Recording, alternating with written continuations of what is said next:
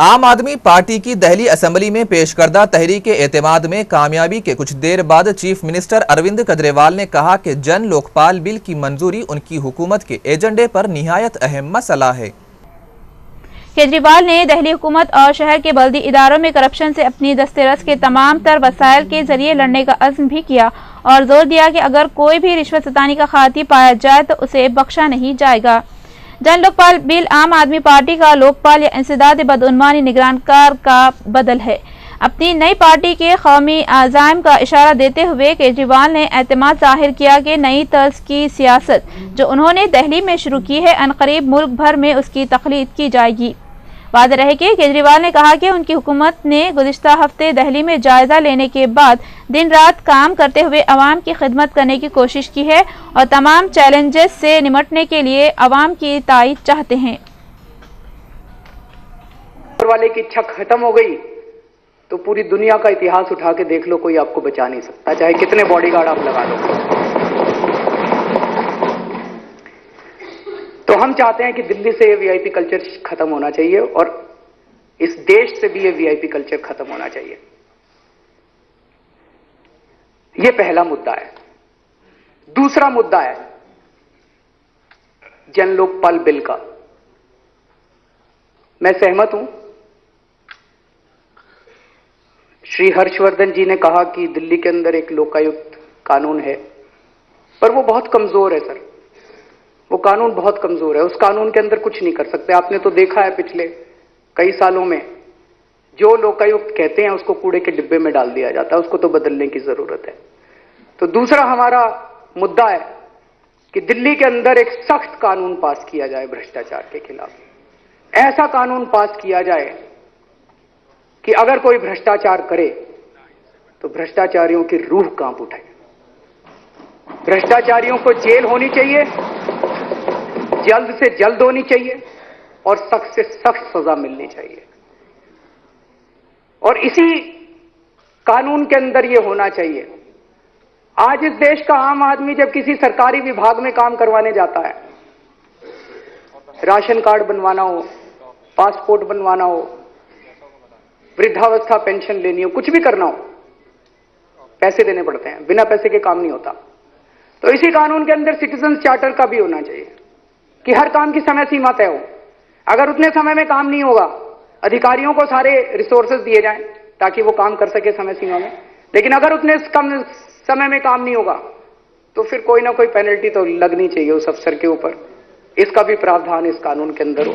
ये हमारा दूसरा मुद्दा है। आज दिल्ली के अंदर एक बड़ी अजीब व्यवस्था है। दिल्ली क्या पूरे देश के अंदर राशन कार्ड लोगों के नहीं बनते। छोटी सी चीज है, राशन कार्ड बनने चाहिए, व्यवस्था के अंदर खुद ही बन जाने चाहिए। उसके बाद वो बेचारा काउंसलर के पास जाता है, वो बेचारा एमएलए के पास जाता है, वो बेचारा फिर मुख्यमंत्री के पास आता है, फिर भी उसका राशन कार्ड नहीं बनता।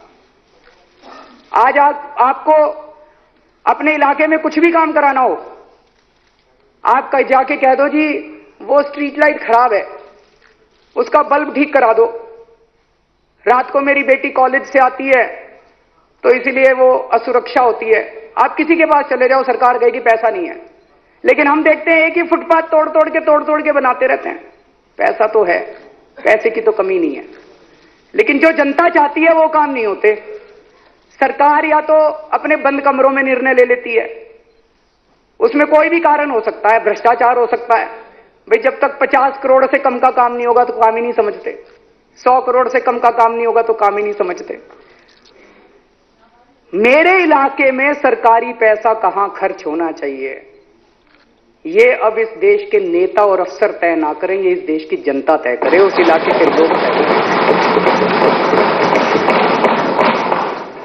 इसीलिए तो हमने आजादी की लड़ाई लड़ी थी। इसलिए थोड़ी लड़ी थी कि वो अंग्रेज चले जाएंगे और दूसरे किस्म के लोग आ जाएंगे।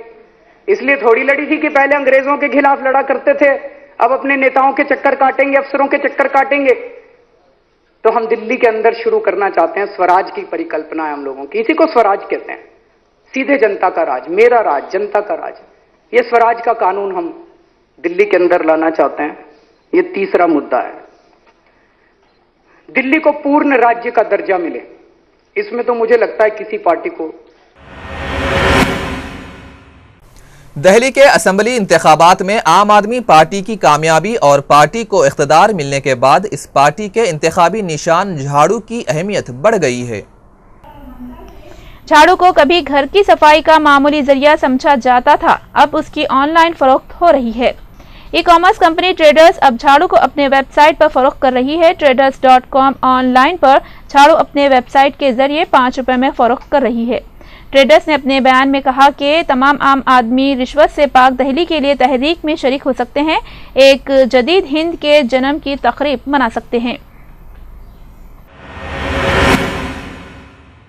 कांग्रेस एमपी ए साई प्रताप रेड्डी ने इस एतमाद का इजहार किया है कि रियासत मुत्तहिद रहेगी, क्योंकि तेलंगाना बिल को ऐवान में गलत वक्त पर पेश किया गया है। उन्होंने कहा कि रियासत की किस्मत अच्छी है क्योंकि ये बिल गलत वक्त पेश किया गया है। अलावाजी उन्होंने रायलसीमा इलाके को मुनासिब पानी फराहम करने पर भी जोर दिया। सीपीआईएम पार्टी ने बगैर सब्सिडी के पकवान गैस सिलेंडर्स की कीमत में इजाफे को मुकम्मल तौर पर गैर मुनसिफाना करार दिया है और हुकूमत से कहा कि वो एलपीजी की सरबराही को आधार कार्ड से मरबूत ना करे। सीपीआईएम ने कहा कि तेल कंपनियों की जानिब से बगैर सब्सिडी वाले एलपीजी सिलेंडर्स की कीमत में 220 रुपए का इजाफा अवाम पर नाकाबिले बर्दाश्त बोझ है। उन्होंने कहा कि सब्सिडी वाले सिलेंडर्स की तादाद 9 तक महदूद कर दी गई है, इसीलिए अब आवाम को भारी कीमत पर गैस सिलेंडर खरीदना पड़ेगा। अलावाजी पार्टी ने कहा कि तेल कंपनियां सब्सिडी वाले सिलेंडरों पर सब्सिडी हासिल करने आधार शिनाख्ती नंबर पेश करने पर जोर दे रही हैं, जो गैर कानूनी और गैर मजाज है।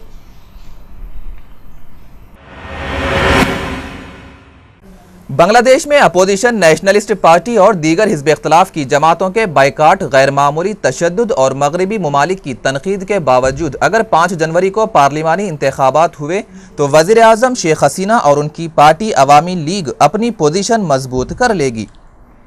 शेख हसीना की अवामी लीग और उसकी इत्तेहादी जमातों को पार्लियामेंट की 300 सीटों में से 153 बगैर इंतखाबात लड़े हासिल हो जाएगी। शेख हसीना का कहना है कि वो इस इंतखाब से मुल्क से इंतहा पसंदी को ख़त्म कर देगी, लेकिन मुशाहिदीन का ख्याल है कि एक तरफा इंतखाबात से तशद्दुद बढ़ सकता है। वाज़ेह है कि अक्टूबर से अब तक की सियासी तशद्दुद में 140 लोग मारे जा चुके हैं।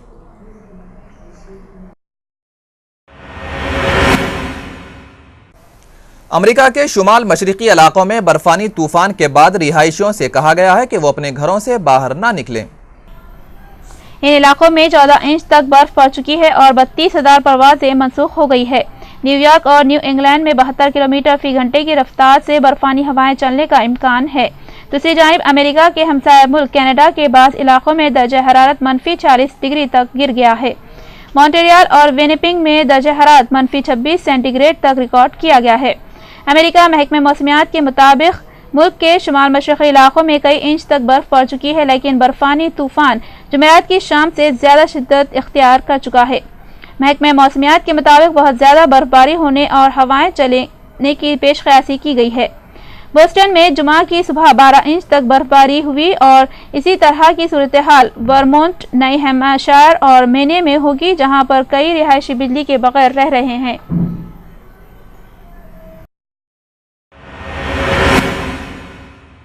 लिबनान के दारुल हुकूमत बैरूत में हुक्काम के मुताबिक एक कार बम धमाके के नतीजे में 5 अफराद हलाक जबकि 60 से ज्यादा जख्मी हो गए हैं।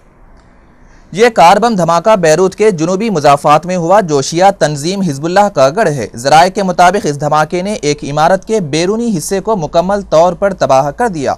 बैरूत शहर में हालिया दिनों में कई पुरतशद्दुद वाक़यात हुए हैं जिनका ताल्लुक हमसाया मुल्क शाम में जारी खाना जंगी से जोड़ा जा रहा है। गुज़िश्ता जुमे को साबिक़ वज़ीर मोहम्मद शताह एक कार बम धमाके में हलाक हो गए। मोहम्मद शताह सुन्नी थे और हिजबुल्लाह के नाक़िद थे, जिनके साथ इस हमले में 6 अफराद हलाक जबकि कम अज़ कम 50 ज़ख्मी हो गए थे। लिबनान के साबिक़ वज़ीर आज़म साद हुरैरी ने इस हमले की जिम्मेदारी हिजबुल्लाह पर आयद की थी। याद रहे कि मोहम्मद शताह साद हुरैरी के मुशीर थे।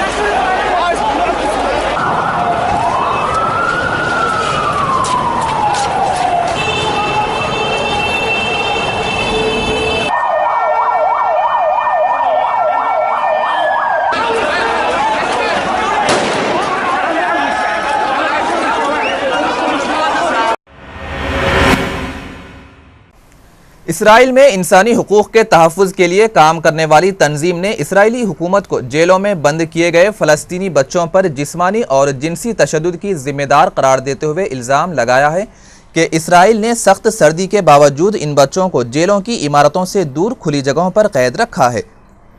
इसराइल की ह्यूमन राइट्स ऑर्गेनाइजेशन ने इस अमर का इंकशाफ अपनी ताज़ा रिपोर्ट में किया है। ये रिपोर्ट तशद्दुद मुखालिफ पब्लिक कमेटी के नाम से शाये की गई है।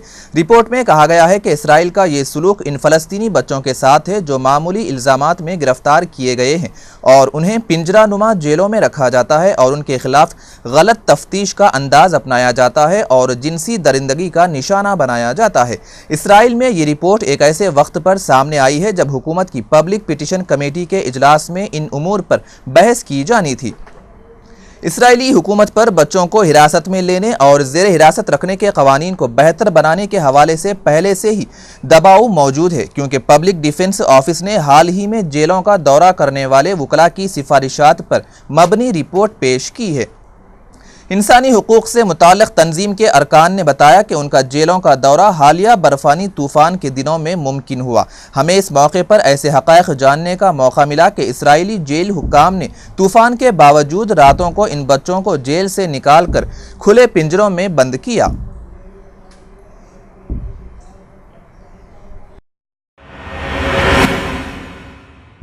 अंटार्कटिका में बर्फ में धंस जाने वाले एक तहकीकी जहाज पर मौजूद तमाम मुसाफिरों को बहिफाजत निकाल लिया गया है। इमदादी ज़राए का कहना है कि उन्हें हेलीकॉप्टर के जरिए ऑस्ट्रेलिया के एक बहरी जहाज पर पहुंचाया गया। ऑस्ट्रेलिया की मैरी टाइम सेफ्टी अथॉरिटी का कहना है कि रूस के बहरी जहाज MV एकेडमिक शो कालिस्की से तमाम मुसाफिरों को ऑस्ट्रेलिया के एक जहाज अरोरा ऑस्ट्रालेस पर मुंतकिल कर दिया गया है। हेलीकॉप्टर के जरिए मुसाफिरों को मरहलेवार दूसरे जहाज पर ले जाया गया। शो कालिस्की 24 दिसंबर से खुतब जुनूबी की बर्फ में फ्रांसीसी साइंसी मरकज़ दोमून दूरफील्ड से मशरिक में 100 समंदरी मील के फासले पर फंसा हुआ है। पहले बर्फ तोड़ने वाले जहाज़ों की मदद से इस तक पहुंचने की कोशिशें की गई जो नाकाम रही। चीन, फ्रांस और ऑस्ट्रेलिया के जहाज़ों ने बर्फ तोड़ने की कोशिश की थी। ये जहाज शो कालिस्की से 20 किलोमीटर से ज़ायद के फासले पर थे। हेलीकॉप्टर के जरिए मुसाफिरों को निकालने का ऑपरेशन जुमेरात की शाम शुरू किया गया। वाज़ेह है कि इस जहाज में 52 मुसाफिर सवार थे।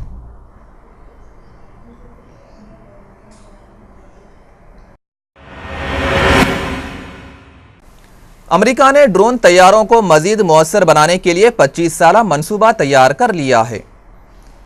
ज़राए के मुताबिक ये मनसूबा अमरीकी महकमे दिफा की एक रिपोर्ट में सामने आया है। इस मनसूबे के मुताबिक अमरीका ड्रोन तैयारों को कीमियाई हथियारों से लैस करेगा। इसके अलावा ड्रोन तैयारों में जदीद टेक्नोलॉजी के जरिए इंसानी रहनुमाई के बजाय खुद हदफ को निशाना बनाने की सलाहियत पैदा की जाएगी। रिपोर्ट के मुताबिक मौजूदा ड्रोन GPS निज़ाम के तहत काम करते हैं जो बआसानी जाम किए जा सकते हैं और आइंदा तैयार किए जाने वाले ड्रोन को GPS के अलावा दूसरी टेक्नोलॉजी से उड़ाने की तैयारी की जा रही है जो किसी तौर पर जाम ना हो सकें। तवील अरसे तक तुर्की के सियाह व सफ़ेद की जिम्मेदार रहने वाली तुर्क मसला अफवाज ने अपनी हैसियत पर हुर्फ़ाते देखकर अंगड़ाई लेने की कोशिश की है। तुर्क फौज ने तकरीबन 300 साबिक और हाजिर सर्विस अफसरान के मुकदमे बगावत में सजाओं के खिलाफ मुकदमे के अजसर नौ ट्रायल की दरख्वास्त दायर कर दी है। गैर मुल्की खबरसां इदारे के मुताबिक ये दरख्वास्त फ़ौज की तरफ से एक ऐसे वक्त पर सामने आई है जब तैयब उर्दुगान की हुकूमत करप्शन के मुबैना इल्ज़ामात की जद में है, जबकि 3 वज़रा और बाज़ अरकान पार्लियामेंट इस्तीफ़े देकर अलग हो गए हैं और प्रोसिक्यूटर हुकूमत की मुबैना करप्शन के खिलाफ जारहाना मूड में हैं। तुर्क फ़ौज की जानिब से ये अजसर नौ मुकदमे का ट्रायल करने की दरख्वास्त भी अमलन हुकूमत के सामने खड़े प्रोसिक्यूटर को देते हुए फ़ौज ने बाज़ाब्ता तौर पर फ़ौजी अफसरान और अपने साबिक अफसरान के खिलाफ हुकूमत के जीते हुए मुकदमे बगावत और उसके नतीजे में फ़ौजी अफसरान को दी गई सज़ाओं को चैलेंज कर दिया है।